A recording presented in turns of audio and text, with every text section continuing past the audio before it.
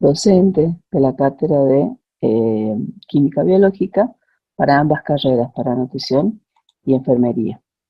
Entonces vamos a trabajar con lo que son las proteínas. ¿Qué son las proteínas? Químicamente, las proteínas están constituidas por largas cadenas de aminoácidos, que pueden ser más de 50, unidos entre sí por enlace peptídico. Ahora, ¿qué es lo que hay en su estructura molecular? Las proteínas tienen carbono, hidrógeno, oxígeno y nitrógeno. Esa es la diferencia fundamental que marca con los hidratos de carbono. ¿Se acuerdan? Los hidratos de carbono que hemos visto en la clase pasada tienen carbono, hidrógeno y oxígeno, mientras que las proteínas tienen un átomo más, que es el nitrógeno. El nitrógeno forma parte de este grupo que ven acá, el grupo amino. Algunas proteínas dentro de su estructura pueden tener azufre, lo que sí son moléculas de gran tamaño, porque ustedes ya están viendo más de 50 unidades, significa que son largas cadenas de aminoácidos unidos entre sí por enlace peptídico. Acá lo que ven es un aminoácido. Ustedes van a ver que hay un carbono quiral, ¿se acuerdan que ya habíamos hablado del carbono quiral en hidratos de carbono? En un extremo va a estar sosteniendo un grupo carboxilo, en el otro un grupo amino, la tercera ligadura será un hidrógeno, y este R, para la cuarta ligadura, es una cadena carbonada. Esa cadena carbonada es la que puede tener azufre, la que puede tener un anillo, o sea, esto es lo que los diferencia a los aminoácidos entre sí. O sea que lo común que tienen los aminoácidos, el grupo carboxilo, el grupo amino y el átomo de hidrógeno. Y esta, el R, es la cadena lateral, que es lo que los diferencia a los aminoácidos entre sí. Veamos cómo. Esta es la clasificación de aminoácidos, o sea que los aminoácidos se van a clasificar según la cadena lateral. O sea, pueden ser alifáticos, no polares o hidrófobos, aromáticos, sulfurados y aminoácidos hidrófilos. O sea, que acá nosotros vamos a tener, por ejemplo, la alanina, perdón, alanina, valina, leucina, isoleucina, prolina, fenilalanina, tirosina, triptófano, cisteína, metionina, ácido aspartico, ácido glutámico, lisina, arginina, histidina, serina, treonina, glutamina. O sea, todo en función de cómo sea su cadena lateral. Ahora veamos cómo es su cadena lateral. Miren acá. Todos los aminoácidos tienen en común, ¿qué cosa? El grupo amino, ¿lo ven? Y el grupo carboxilo. El amino y el carboxilo. El amino, todos. No es que ustedes tienen que saber las 20 fórmulas moleculares de cada uno de los aminoácidos, pero sí es importante, por eso se lo hemos puesto acá, que ustedes vean la diferencia que tiene cada una de las cadenas laterales que tienen estos aminoácidos y el nexo común, que es el grupo amino y el grupo carboxilo. Ustedes acá van a ver, por ejemplo, la tirosina, que tiene un anillo, que está dentro de los que son los aromáticos, la fenilalanina, el triptófano. Miren, la prolina ya es un aminoácido anillado, igual que la histidina, y la que está acá es la glicina, que es la más sencilla de todas, ¿ven? Ella es la más sencilla, tiene en su extremo un grupo amino, en el otro está saturada su valencia con un carboxilo, y en el otro dos hidrógenos, o sea que esta es la más sencilla. Ahora bien, ¿qué pasa? Estos son los 20 aminoácidos, o sea que cada uno de estos aminoácidos se va a unir con otro, cualquiera, por medio de un enlace peptídico. Ahora, ¿qué es lo que pasa? Miren cómo se forma un enlace peptídico. Acá yo tengo un aminoácido y acá tengo un segundo aminoácido. El primer aminoácido, eh, esto que ven acá ustedes, es el grupo carboxilo. Este es el grupo oxidrilo, se va a unir con el hidrógeno del amino del siguiente aminoácido, se va a formar una molécula de agua y esa es la molécula de agua que se va. Entonces ahí queda el nexo establecido que sería un enlace covalente que es este. Y ese es el enlace peptídico. Entonces cada uno de los aminoácidos se une entre sí por medio del enlace peptídico. Ahora miren acá ustedes, acá me quedó este dipéptido, porque tengo dos aminoácidos, y si él querría unirse con un tercer aminoácido, va a aportar el oxidrilo de su grupo carboxilo, va a venir un segundo aminoácido acá y va a aportar un hidrógeno de su grupo amino y va a formar un segundo enlace peptídico. Entonces así se van a ir formando las cadenitas de aminoácidos por medio de enlaces peptídicos que son enlaces covalentes sumamente fuertes. Ahora veamos de vuelta un enlace peptídico para que les quede más clarito. Esto que ven acá es el grupo carboxilo, esto que ven acá es el grupo, el oxidrilo del carboxilo, y acá tengo el hidrógeno del amino del siguiente. Esto que se juntan ellos y forman la molécula de agua que se va. Entonces, ese enlace que se establece, que va a quedar acá entre este y este, es este enlace peptídico, que es lo que les decía, que es sumamente fuerte, y es el enlace que mantiene unido a los aminoácidos entre sí, y de manera tal que les pueda permitir formar una cadena.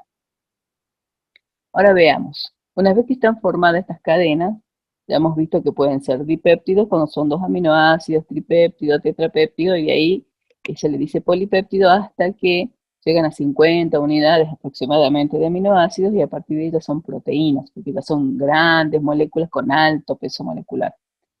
Por eso que se le dice macromoléculas. Veamos cómo se clasificarían esas macromoléculas que son las proteínas. Ya estamos hablando de largas cadenas de aminoácidos. Según su composición, pueden ser proteínas simples y proteínas conjugadas. ¿Qué significa? Ser una proteína simple significa que si yo someto a hidrólisis a esa proteína, cuando hidrólisis sería separar cada uno de los componentes, van a ser solamente aminoácidos. Y dentro de las proteínas simples entran las albuminas y las globulinas. Si es una proteína conjugada, cuando yo la someta a hidrólisis, o sea, la quiera desarmar a esa proteína, no solo me va a dar aminoácidos, sino que también me va a dar otros componentes, como por ejemplo lípidos, y ahí está, por ejemplo, que se llama glucoproteína, me va a dar hidratos de carbono. O sea que eso es según su composición. ¿Qué pasa según su conformación? Pueden ser fibrosas y globulares.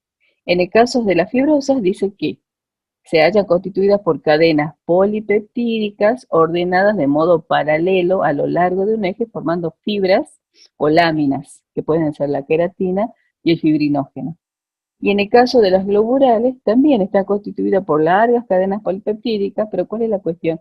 Que ellas se pliegan sobre sí mismas como un ovillito, como un ovillito que se va así como enrollando, y entonces dentro de esta clasificación entran los anticuerpos, las hormonas y la hemoglobina.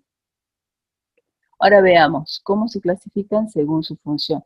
Esta es más larga, por eso la hice en otra diapositiva, y acá tenemos, pueden ser enzimas, que intervienen en todos los procesos de degradación y de síntesis, proteínas de reserva,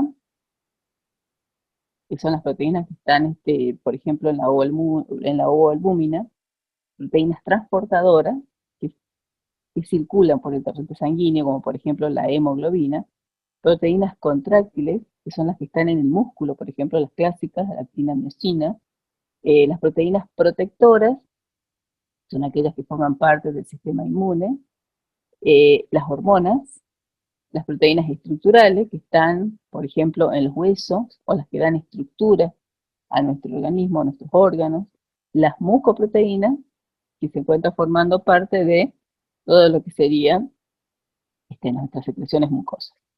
Bien, hasta ahí tenemos entonces lo que son las proteínas según función. Ahora veamos cómo es el comportamiento ácido-base de las proteínas. Se dice que las proteínas son ampóteras, o sea que ellas se adaptan perfectamente al medio en que se encuentran. ¿Y por qué? Porque tienen tanto el grupo carboxilo como el grupo amino. Entonces veamos, ¿qué pasa si yo estoy en un medio? Por ejemplo, este medio es un medio muy ácido, o sea, hay mucha cantidad de protones.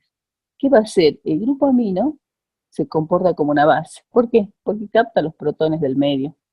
Entonces, perfectamente se comporta como una base en un pH ácido. ¿Por qué? Porque tiene la adaptación del grupo amino que capta los protones del medio.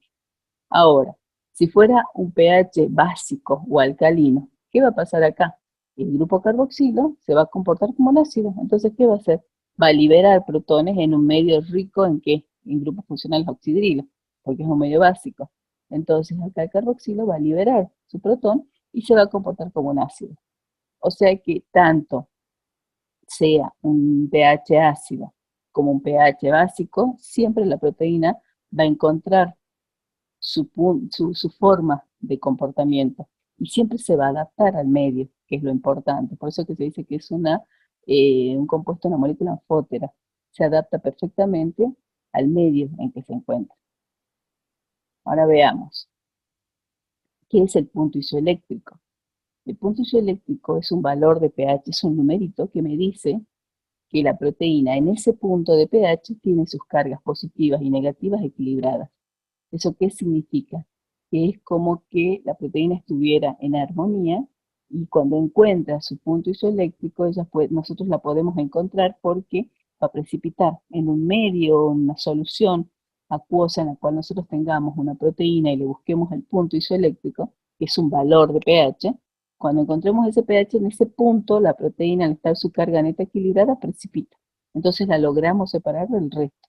Esa es la forma de identificar, una de las formas de identificar a las proteínas, encontrando su punto isoeléctrico. Ahora veamos.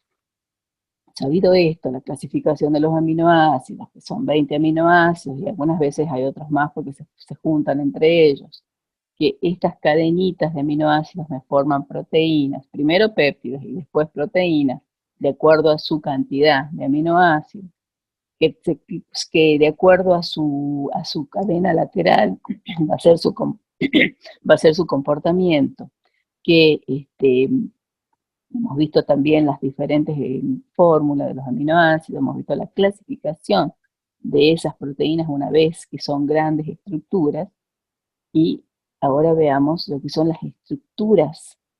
Es que cuando yo digo estructuras, ¿de qué estoy hablando? O sea, estoy hablando de cómo la proteína se dispone en el organismo humano.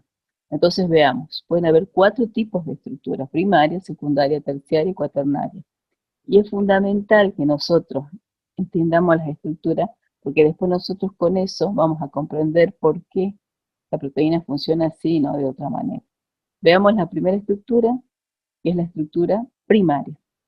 En la estructura primaria está determinada genéticamente el orden y la proporción. O sea que la estructura primaria va a determinar cuántos aminoácidos van a formar esa proteína y en qué orden van a ir esos aminoácidos, siempre unidos por enlace peptídico. En este caso, por ejemplo, tenemos la cistina, la glutamina. Van a ver que se van uniendo por enlaces peptídicos. Entonces, la estructura primaria está determinada genéticamente, en orden y proporción. Significa que la cantidad de aminoácidos que tenga que formar parte de esa proteína simplemente va a estar determinada genéticamente, así como el orden, o sea, qué aminoácido va a ir primero, quién va a ir segundo, tercero, cuarto y así, hasta formar la proteína.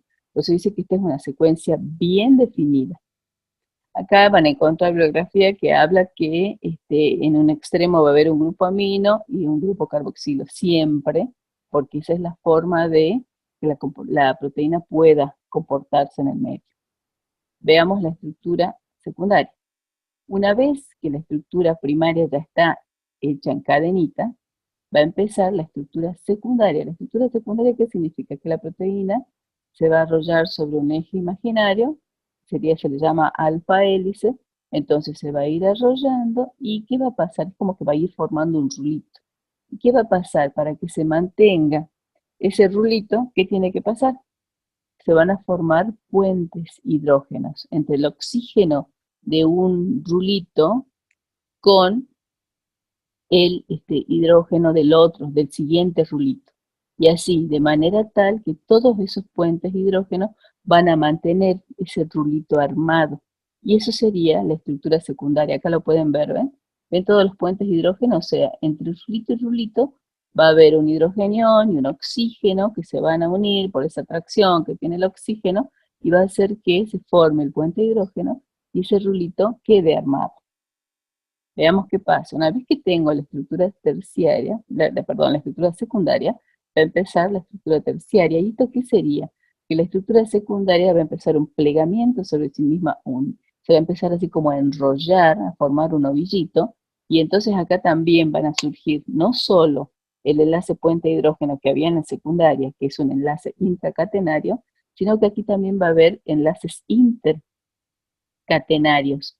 O sea que va a haber puentes de hidrógeno entre diferentes lugares de esas cadenas, de manera tal de poder plegarlo y hacer un ovillito. Y no solo va a haber eso, sino que también va a haber uniones disulfuro y va a haber fuerzas de Van der Waals que van a hacer que ese ovillito se mantenga plegado sobre sí mismo. Ahora bien, una vez formada la estructura terciaria, a mí se me puede presentar la estructura cuaternaria. La estructura cuaternaria sería como varios polímeros de estructura terciaria. Por ejemplo, en este caso, la hemoglobina.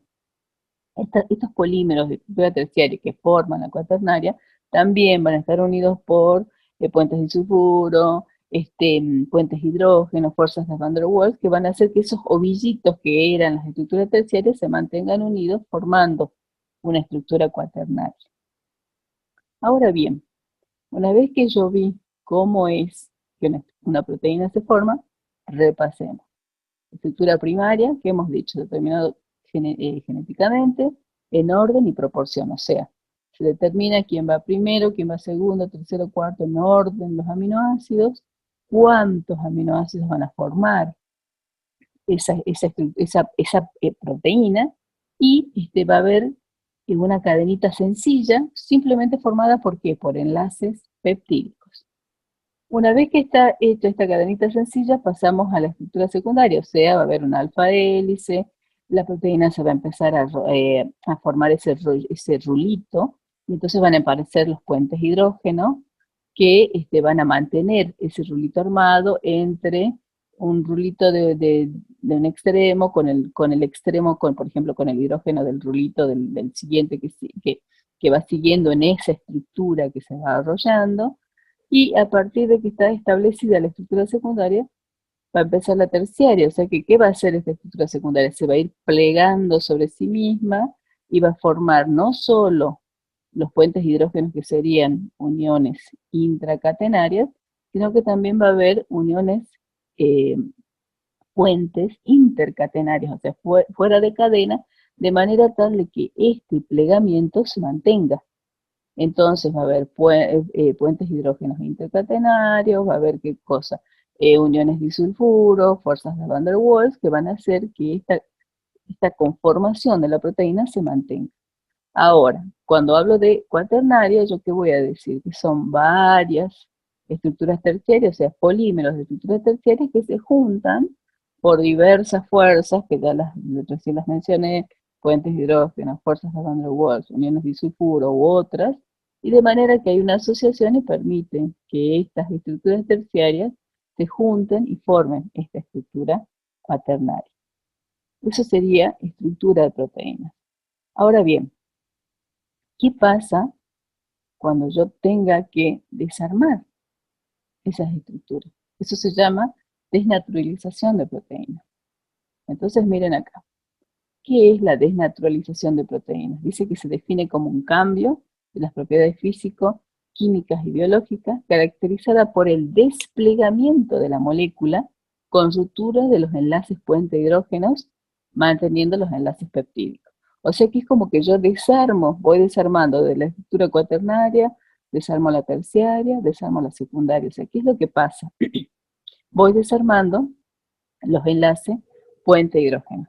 Entonces, ¿qué sería? ¿Cuáles son los agentes que pueden dar lugar a este efecto? Pueden ser el calor, puede ser la agitación violenta, puede ser las altas presiones, puede ser la congelación y descongelación repetida, pueden ser los disolventes orgánicos, los ácidos y álcalis concentrados. ¿Cómo se produce? Acá ustedes van a ver que tengo la proteína lista, nativa. Si yo la someto a desnaturalización, acá miren cómo queda, como un efecto de cinta, ¿ven? Entonces, ¿cómo se produce? Estas son, acá por ejemplo, estaría la desnaturalización. Acá yo tengo un gel, que sería las proteínas en gel. Acá yo tengo las proteínas en gel sometidas a calor. Acá yo tengo la desnaturalización de la proteína, porque hubo un aumento de calor, y entonces ese gel cristalino, que era una consistencia viscosa, queda acá opalescente y de forma sólida y tomando de consistencia sólida, tomando la forma en donde fue sometido al calor. ¿Ven? Entonces así es como se desnaturaliza. Este es un ejemplo de cómo se desnaturaliza una proteína. Bueno, hasta acá entonces hemos visto proteínas. Todas las dudas que ustedes